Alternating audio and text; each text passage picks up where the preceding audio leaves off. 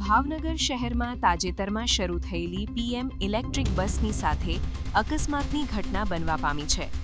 ભાવનગર શહેરના વાઘાવાડી રોડ ઉપર સિગ્નલ શરૂ થતાની સાથે જ આગળ ચાલતા એક્ટિવાને બસે ટક્કર મારી હતી.